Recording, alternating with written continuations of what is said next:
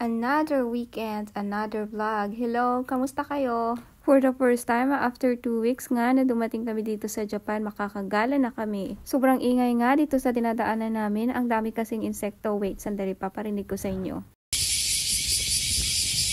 Kuliglig nga kung tawagin natin to sa Pinas, pero sa mga Japanese, ang tawag nila ay higurashi.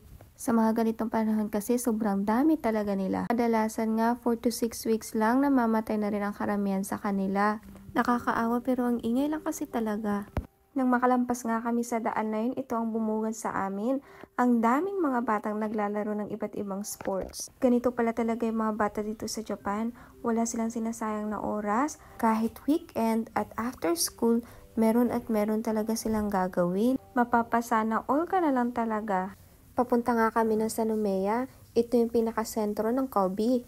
Sa 2 linggo ko pa lang dito sa Japan, isa sa pinakapaborito ko ay ang pagiging on time ng alis at dating ng tren. Medyo malayo-layo pala ang Sanomea, mahigit 30 minutes din ang travel namin, pero siguro kahit 3 oras pa yan ay ma-enjoy ko talaga.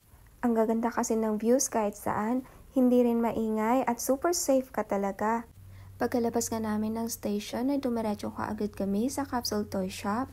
Hindi naman ako mahilig sa laruan, pero ang cute kasi nila. Ngayong mga karakter ng Demon Slayer, yun kasi yung pinapanood namin na anime ngayon. Sobrang saya nga namin nung nakakita kami ng machine nila.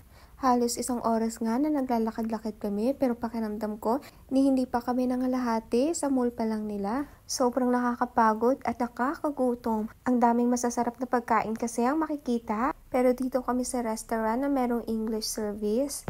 Mahirap din kasing kumain sa restaurant na hindi kayo nagkakaintindihan. Medyo mas may kamahalan nga lang pero mas convenient naman. Maliit lang ang place pero ang tahimik at ang ganda. Sobrang unique at very traditional din ang kanilang serving.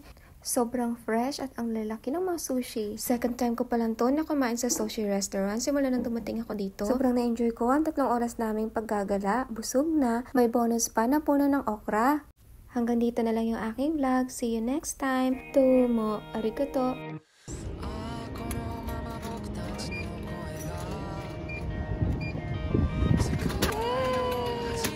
I love it. Yay!